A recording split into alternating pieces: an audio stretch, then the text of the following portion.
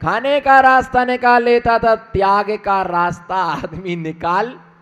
बहुत सारे लोगों की आहार देने की इच्छा होती है, लेकिन डर ही लगता कि अभी महाराज जी यूं यूं उंगली घुमाएंगे, अभी आलू गया तो गुपचुप भी गई, इसलिए चुप चुप बैठे रहो, जाना नहीं चौके में। कितने दिन तक हमको छोड़ोगे, कितने दिन तक हमारे लिए छोड़ोगे? जब लोग गुरु की बात नहीं मानते हैं तो डॉक्टरों की बात को मानना पड़ता है। जब पेट इतना बड़ा हो जाता है, चर्बी बढ़ जाती है ना, कैंसर की शिकायत होती है, तो आलू अपने आप छूट जाता है। डॉक्टर कहता है फटाक से छोड़ देते हो। अगर पहले से ही संयम थोड़ा थोड़ा पाला होता तो आज इतनी बड़ी बीमारी का सामना ना करना पड़ता। शास्त्र दान और ज्ञान दान में जमीन आसमान का अंतर होता है। ऐसे बहुत सारे लोग संसार में हैं जिन्होंने आज तक किसी भी मुनिराज को शास्त्र दान नहीं दिया होगा। वो शास्त्र दान के लिए हमेशा वो गरीबी बताते हैं कि हम गरीब हैं, हमेशा वो गरीब बने रहते हैं। लेकिन ध्यान रख कर के चलना, अगर जो शास्त्र दान देता है उसकी बुद्धि कभी भी खराब नहीं होती है। तो शास्त्र प्रकाशित कराते उनकी बुद्धि कभी क्या नहीं होती है, खराब नहीं होती। मालूम कुछ कुछ लोग ऐसे होते हैं, बोलो कुछ कुछ लोग, बोलो सेठ जी, कुछ कुछ लोग, ऐसा करो ना, कुछ कुछ लोग ऐसे होते हैं। इतने सारे भगवान तो पहले इसी मंदिर में हैं, बोलो जोर से बोलो ना। अगले जन्म में बिल्कुल पुम पुम पुम पुम पुम ऐसी आवाज निकलती ना, ऐसे करते ना, वो इसी के अच्छे से नहीं बोलते इसलिए आला। पहले ही से इतने सारे मंदिर में भगवान है, बोलो। और कहे को प्रतिष्ठा करा रहे, और कहे को भगवान ला रहे, इधर विराजमान कर दिए, उधर विराजमान गए, जहां देखो भगवान ही भगवान विराजमान करते जा रहे। पूजन करने वाला, बोलो पूजन करने वाला कोई? महाराज जी को क्या, महाराज जी तो बता रहे कि समोषण और बनवा लो। अभी तो नंदीश्वर दीप की प्रतिष्ठा हो पाई है और महाराज जी और लगा दिया समोषण बनाओ।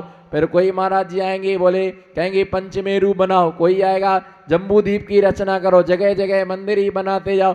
भैया तुम टेंशन क्यों ले रहे? प्रतिमा देने वाला दान देता है, भगवान स्थापित करता है। जिसे पूजा नहीं करना वो ही ऐसी भाव बनाता है। हम तो कहते हैं हर श्रावक को एक एक भगवान विराजमान करना चाहिए। जहां अवसर मिल जाए एक बार ये सौभाग्य जरूर प्राप्त करना चाहिए कि एक जिन प्रतिमा हमें विराजमान करने का सौभाग्य मिले। पूरा मंदिर बनाने का भाव रखना चाहिए, नहीं बना सको तो कम से कम एक प्रतिमा विराजमान जरूर करना चाहिए। दर्शन करने वाले दर्शन करेंगे, पूजन करने वाले पूजन करेंगे। तुम टेंशन क्यों पाल रहे, तुम टेंशन क्यों पालते हो?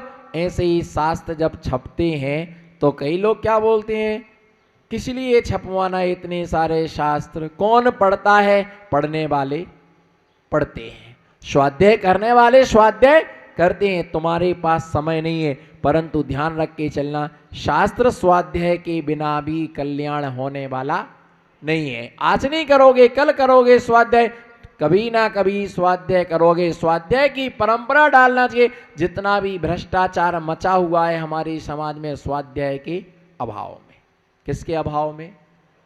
पहले हर घर में स्वाध्याय होता था, हर मंदिर में जब स्वाध्याय होता था, है ना, मंदिर में स्वाध्याय होता था तो बहुत सारे लोग इकट्ठे होते थे, पढ़ते थे। और जब स्वाध्याय के लिए पढ़ते थे, स्वाध्याय सुनते थे, तो उनके जीवन में आचरण भी आता था। इसलिए शास्त्र दान का मौका हमें जब भी मिले तब तब हमें शास्त्र भेंट करना चाहिए।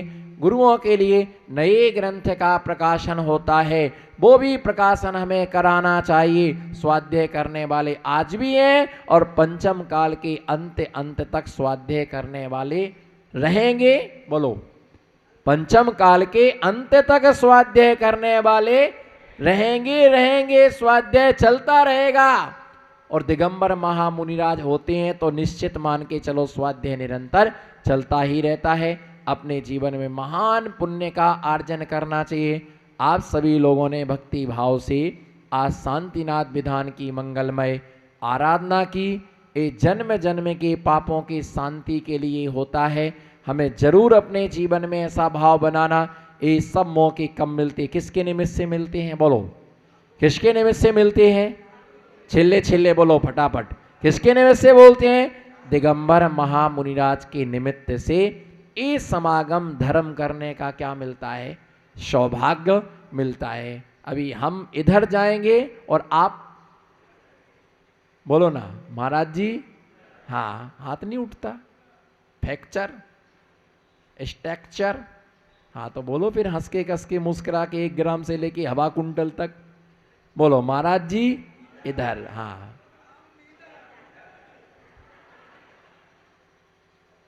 भैया नरवाली में खतरनाक प्राणी है। महाराज जी इधर और हम इधर, बस पर पूजा की फटाफट। कई तो छंद नहीं पढ़ते। ओम निदेव सदा स्थापनम जन जन जनम दीसा संसार चंदनम अक्षतम पुष्पम नैवेदम शांतिनाथ मुख ससे निहारी शील गुणा वैसे। अब चावल एक भी नहीं है, वैसे ही हिल रहे हैं। शांतिनाथ ससे निहारी, और घंटी में देखा ओम शांति शांति धारा, पूरी उल्टी कर दी, उसमें एक बूंद भी नहीं निकला। क्योंकि बाजू वाला पहले खाली कर लेगा, तुम तो हिसाब किताब में लगे थी। और करके 5 मिनट में तो बस भगवान की पूजा करके घर ही पहुंची गया। मंदिर खोलने की चिंता किसी को नहीं है, दुकान खोलने की चिंता। दुकान खोलने की चिंता सबके लिए, मंदिर खोलने की चिंता के परे ध्यान रख के चलना कि गुरुओं के आशीर्वाद के बिना कुछ भी होने वाला, जितना भी तुम्हारे पास है वो किसी ना किसी निर्ग्रंथ मुनियों का क्या है? आशीर्वाद है। और जो भी आगे मिलेगा वो किसी ना किसी मुनियों का क्या होगा? मालूम आपके लिए? कई ऐसे पैसे वाले रहते, आचार्य सन्मति सागर महाराज जी के पास कोई सेठ गया दर्शन करने के लिए, वो चांदी की लौंगे बनवा के लेके गया। आप ध्यान रखना महाराज जी के शब्द, आचार्य महाराज ने उसके लिए क्या शब्दों का प्रयोग किया। गया उसने चांदी की लौंगे महाराज जी के लिए क्या की? महाराज जी को अर्घ में चांदी की लौंगे उसने चढ़ा दी। चांदी की लौंगे उसने चढ़ाई, वो चढ़ाने के बाद उसने वो लौंगे उठा करके जेब में वापस क्या कर ली? रख ली। अब कर्म का कल्ला नहीं है वो, बोलो ना वो क्या है? उसने लौंगे चढ़ाई अच्छे भाव से, और उसने लौंगे चढ़ा के वो लौंगे उठा के अपने जेब में रख ली। तो मालूम आचार्य महाराज ने कहा, देखो कितना दरिद्री है, चढ़ोतरी खाता है। क्या कहा आचार्य महाराज ने? बोलो ना नरवाली के चक्रवर्ती हो, देखो कितना दरिद्री है। बोलो हाथ उठाओ ना, नमो सिद्धाड़म, नमो सिद्धाड़म। बोलो कितना दरिद्री है, बोलो कितना। महाराज ने क्या बोला? देखो कितना दरिद्री है, चढ़ा हुआ द्रव्य खाता है ना, चढ़ाया है और उसके लिए क्या कर लिया? उठा लिया। अगर चावल चढ़ाते तो उठाते क्या? बोलो चावल चढ़ाते तो उठाते क्या? अगर बादाम चढ़ाते उठाए? बादाम चढ़ाते हैं। चावल बादाम चढ़ाने पर हम उठाते नहीं हैं, लेकिन चांदी के चढ़ाए तो तुरंत क्या कर लिए? मोती चढ़ाए तो उठा लिए। चढ़ोतरी खाते हो, जन्म जन्म का दरिद्री। बोलो जन्म जन्म। बोलो चावल चढ़ाओ तो उठाओगे नहीं, और चांदी चढ़ाओगे तो उठा के लेके जाओगे, और वही लोगे फिर दूसरे महाराज जी को चढ़ाओगे, फिर उठा के लाओगे, फिर वो तीसरे को चढ़ाओगे। की लौंगे चढ़ाते, सोने की लौंगे चढ़ाते। भरत चक्रवर्ती इतना द्रव्य चढ़ाता था, पारस जी इतना द्रव्य चढ़ाता था, इतना द्रव्य चढ़ा, इतने रत्न चढ़ाता था, सुमेरु पर्वत खड़ा हो जाता था, पर वो कभी द्रव्य को वापस उठाता नहीं था। इससे अच्छा वो गरीब है कि जो चढ़ा करके उठाता नहीं है। कभी भी चढ़ा हुआ द्रव्य नहीं उठाना, जो हमारे पर अच्छा करो। और कभी भी विधान पूजन करते हैं, हमें अपना द्रव्य ही पूजन में लगाना। समझ में आया? हर्रे लगे ना फिटकरी, रंग चोक हो जाए। हमें अपना ही द्रव्य चढ़ा, अपना द्रव्य हम चढ़ाएंगे तो उसका फल हमें क्या होता है? प्राप्त होता है। निरंतर भक्ति हमारे जीवन में मुक्ति का साधन बनती है, मुक्ति का निमित्त बनती है। अपने जीवन में निरंतर भक्ति का भाव रखना। इसी भावना के साथ आज की मंगल देशना से मैं विश्रांति लेता हूँ। धर्म स्नेही बंधुओं, आचार्य समंत्रभद्र स्वामी ने रत्नकांडक श्रावकाचार नाम के महान ग्रंथ में दान की महिमा का कथन किया और दान के विषय में आचार्य महाराज ने बतलाया कि दान अपने हाथों से दिया जाता है। कुछ कार्य ऐसे होते हैं जो अपने हाथ से ही शोभा के लिए प्राप्त होते हैं। संतान स्वयं उत्पन्न की जाती, संतान दूसरे के द्वारा उत्पन्न नहीं कराई जाती है। जिस संतान को पिता स्वयं उत्पन्न करता है उसके प्रति हमारी आत्मीयता होती है और ऐसा भाव होता है कि ये बेटा मेरा है। और यदि दूसरे का बेटा गोद में लिया जाता है तो उसके प्रति वो पुत्रत्व का भाव नहीं आता है और ऐसा लगता है कि दूसरे के द्वारा जाया गया है, दूसरे के द्वारा पैदा किया गया है, दूसरे के द्वारा उत्पन्न किया गया। इसलिए संतान उत्पत्ति में उत्तम पुरुष स्वयं काम पुरुषार्थ करता है और वंश परंपरा को चलाने के लिए संतान की उत्पत्ति की जाती है कि जिससे हमारा वंश आगे चलता रहे। बोलो, जिससे हमारा वंश है ना, हमारा वंश आगे चलता रहे। बोलो, जिससे हमारा वंश हमारा आगे चलता रहे। क्योंकि पुत्री से कभी वंश परंपरा नहीं चलती है, पुत्र से ही वंश परंपरा चलती है ना। पुत्र के द्वारा वंश परंपरा चला करती है। अगर वो हमारे द्वारा उत्पन्न किया गया पुत्र है तो उसके द्वारा वंश परंपरा क्या होती चलती है? वर्ण संकर, जाति संकर और वीर संकर। आप इस विषय पर आप विचार करें कि आखिर में हमारा कैरेक्टर किस प्रकार का है। वर्ण संकर होता है कि दूसरे वर्ण की पुत्री के साथ विवाह करना, इसका नाम क्या है? इसके लिए वर्ण संकर कहा गया है। जाति संकर का मतलब होता है कि अपनी जाति को छोड़ करके दूसरे की जाति की बेटियों के लिए अपने घर पर लाना, उसका नाम क्या होता है? उसे जाति संकर कहा जाता है। वीर संकर का मतलब होता है कि विधवा स्त्री के साथ में विवाह करके जो पुत्रों की उत्पत्ति की जाती है ना, उसके लिए वीर संकर। अगर ऐसी दूषित संतान है तो वह संतान आहार दान आदि देने का पात्र नहीं होता है, भगवान का अभिषेक करने का पात्र नहीं होता है ना। 9 पीढ़ी तक संतान यदि विजाति विवाह किया है, अंतर जाति विवाह किया है, दूसरे कास्ट में यदि हमने शादी को रचाया है, उससे उत्पन्न होने वाला संतान 9 पीढ़ी तक, परंपरा तक 9 पीढ़ियां शुद्ध नहीं होती हैं और 9 पीढ़ी तक उससे उत्पन्न होने वाले बच्चे आहार दान देने की योग्यता नहीं रखते हैं, है ना। पूजा करने की योग्यता नहीं है, अभिषेक करने की योग्यता नहीं है, क्योंकि तुम्हारा गात्र और गोत्र दोनों शुद्ध नहीं है। गात्र माने, बोलो, गात्र माने क्या होता है? गात्र माने होता है शरीर और गोत्र का मतलब होता है कि हमारी संतान परंपरा से, है ना, जो उत्पन्न होने वाले बच्चे हैं उसका नाम क्या होता है ना, गोत्र होता है। और अगर हम बोलते हैं कि हमारा खानदान शुद्ध हो, बोलो ना, हमारा, जोर से बोलो, हमारा खानदान शुद्ध हो, बोलो, हमारा खानदान शुद्ध हो, बोलो, हमारा खानदान, आई कांटेक्ट बराबर बना रखो, हमारा खानदान, हाथ उठाओ ना, हमारा खानदान शुद्ध हो, जोर से बोलो, हमारा खानदान शुद्ध हो। समझ रहे हैं? खानदान आने परिवार है ना, बहुत बड़ा खानदान है, हमारा खानदान शुद्ध हो, बोलो, हमारा।